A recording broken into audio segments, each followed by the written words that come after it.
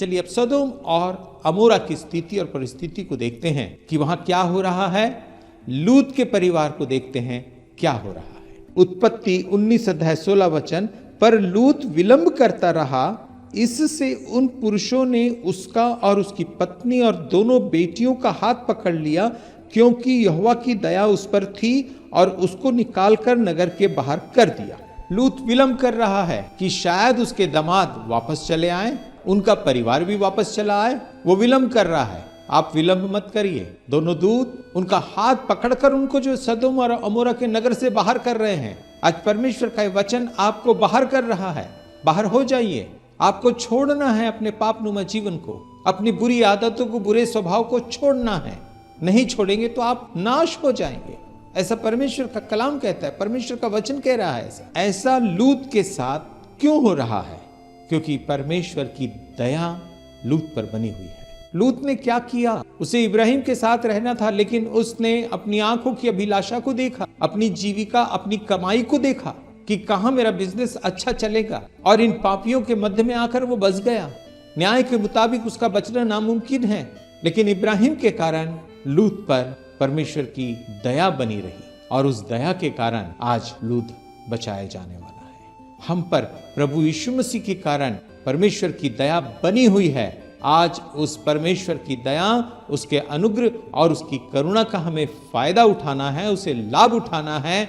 हमें पाप नुमा जीवन से बाहर निकलकर हमें परमेश्वर की पवित्रताई को ग्रहण करना है।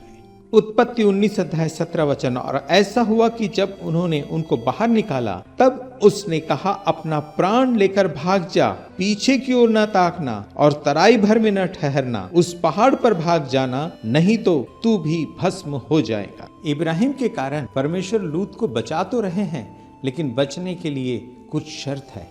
उस शर्त को पूरा करना है। और परमेश्वर ने लूत से कहा उन दूतों के माध्यम से कि लूत सदोम और अमोरा से बाहर निकल जा, और जब बाहर निकलेगा तब पहाड़ पर भाग जाना, और जब तू भागता हुआ चला जाए तो पीछे मुड़कर नहीं देखना। आज वही वचन परमेश्वर हमसे कह रहे हैं कि हमको तुरंत अपने बचाव का कार्य पूरा कर लेना है।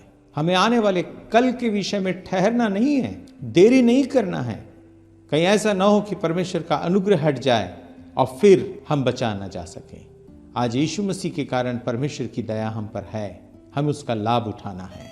आइए आगे चलते हैं। उत्पत्ति 19:18, लूत ने उनसे कहा, हे प्रभु ऐसा न कर। 19 वचन, देख तेरे दास पर तेरी अनुग्रह की दृष्टि हुई है, और तूने इसमें बड़ी कृपा दिखाई कि मेरे प्राण को बचाया है, और मैं पहाड़ पर भाग नहीं सकता। कहीं ऐसा न हो कि कोई विपत्ति मुझ पर आ पड़े और मैं मर जाऊं। 20 वचन, देख वह नगर ऐसा निकट है कि मैं वहां भाग सकता हूं, और वह छोटा भी है, मुझे वहीं भाग जाने दे। क्या वह छोटा नहीं है और मेरा प्राण बच जाएगा? 21 वचन, उसने उससे कहा, देख मैंने इस विषय में भी तेरी विनती अंगीकार की है कि जिस नगर की चर्चा तूने की है उसको मैं नाश न करूंगा। अंतिम समय में भी लूत विनती करता है और उसकी विनती स्वीकार कर ली जाती है। कितना अनोखा प्रेम है परमेश्वर का, जो हम मनुष्यों से उसने किया। अंतिम समय में भी हम उससे विनती करें तो हमारी विनतियों को स्वीकार करता है। लूत ने कहा, मैं उस छोटे से नगर में जाना चाहता हूँ, और उन दूतों ने कहा, तेरी विनती स्वीकार कर ली गई है, पर यहाँ से निकलकर तू हर हालत में चला जा। हर विनती को उसके स्वीकार करने के लिए तैयार है। जिस विनती में परमेश्वर की महिमा और परमेश्वर की इच्छा जाहिर हो रही है कि वो बचा लिया जाए। परमेश्वर भी हमारी विनती को स्वीकार करना चाहते हैं, पर सबसे पहली बात, जो सबसे पहला कार्य परमेश्वर का है, वो आप बच जाएं। आपके बचने के लिए ही तो उसने स्वर्ग से अपने इकलौते बेटे प्रभु यीशु मसीह को बैतलहम में कुंवारी मरियम के द्वारा उसने उसका जन्म कराया। और जब प्रभु यीशु मसीह ने इस पृथ्वी पर आकर जन्म लिए, मेरे और आपके लिए क्रूस पर मर गए, गाड़े गए, और तीसरे दिन जिंदा हुए, और उस जिंदगी के द्वारा हमने अनंत जीवन को पाया। उत्पत्ति उसका 19 अध्याय का 21 वचन, उसने उससे कहा, देख मैंने इस विषय में भी तेरी विनती अंगीकार की है, और जिस नगर की चर्चा तूने की है उसको मैं नाश न करूंगा। 22 वचन, फुर्ती से वहां भाग जा, क्योंकि जब तक तू वहां ना पहुंचे तब तक मैं कुछ न कर सकूंगा। इसी कारण उस नगर का नाम सोअर पड़ा। 23 वचन, लूत के सोअर के निकट पहुंचते ही सूर्य पृथ्वी पर उदय हुआ। लूत की विनती स्वीकार की गई और परमेश्वर लूत से कह रहे हैं उन दूतों के माध्यम से कि वो नगर नाश नहीं होगा। लूत की न बल्कि विनती स्वीकार की गई, लेकिन उसके बचाव का पूरा प्रबंध किया गया। जिस नगर में लूत जाना चाहता है, दोनों दूतों ने उससे कहा वो नगर नाश नहीं होगा, क्योंकि लूत वहां जा रहा है, इसलिए वो नगर नाश नहीं होगा। कैसा बड़ा प्यार! परमेश्वर आपके लिए क्या क्या कुछ नहीं कर रहा है। यीशु मसीह के आने में देर हो रही है, आपके लिए वो रुका है, आपके लिए, आपके परिवार के लिए, आपके लोगों के लिए रुका हुआ है।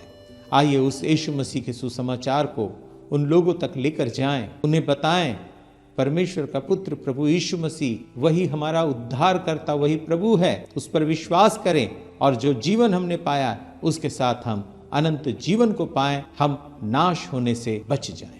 और लूत जब सोअर के निकट पहुंचा, सूर्य पृथ्वी पर उदय हुआ, लूत के जीवन का अंधकार दूर हुआ, एक नई आशा लूत के जीवन में आई। लूत का जीवन तो समाप्त होने पर था, लेकिन इब्राहिम की विनती स्वीकार करने के द्वारा परमेश्वर ने अपनी दया लूत पर बनाए रखी। उत्पत्ति 19:24, तब यहोवा ने अपनी ओर से सदोम और अमोरा पर आकाश से गंधक और आग बरसाई। 25 वचन, और उन नगरों को और उस संपूर्ण तराई को और नगरों के सब निवासियों को भूमि की सारी उपज समेत नाश कर दिया।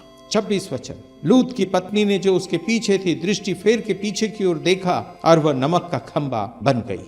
परमेश्वर ने लूत को यह आज्ञा दी थी कि पीछे मुड़कर न देखना, परंतु लूत की पत्नी ने पीछे मुड़कर देखा। उस सदोम, उस अमोरा को, शायद वहां उनका घर था, उनका धन, उनकी संपत्ति, उनकी भेड़, उनकी बकरी, उनका व्यवसाय। जब आप प्रभु यीशु मसीह की तरफ अपनी नजर को करे हैं, पीछे मुड़कर ना देखें, आगे बढ़ते चले जाएं। याद रखें, अगर हम प्रभु को देखते हुए आगे बढ़ते चले जाएंगे, हम जरूर मंजिल में एक दिन जरूर पहुंच जाएंगे, हम बचा लिए जाएंगे। लूत की पत्नी नमक का खंबा बन गई।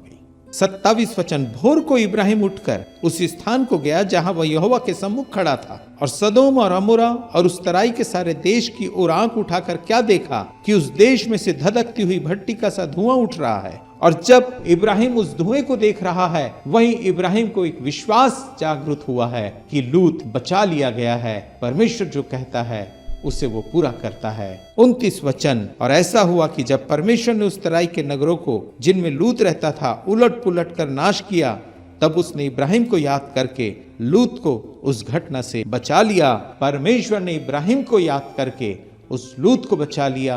परमेश्वर यीशु मसीह को याद करके हमें बचाना चाहता है। आइए हम उस प्रभु यीशु मसीह को अपना उद्धारकर्ता बनाएं और उससे विनती करें और कहें, प्रभु यीशु हम पर दया कर। उत्पत्ति 19 अध्याय और उसका 30 वचन, और लूत ने सोअर को छोड़ दिया और पहाड़ पर अपनी दोनों बेटियों समेत रहने लगा, क्योंकि वह सोअर में रहने से डरता था। इसलिए वह और उसकी दोनों बेटियां वहां एक गुफा में रहने लगे।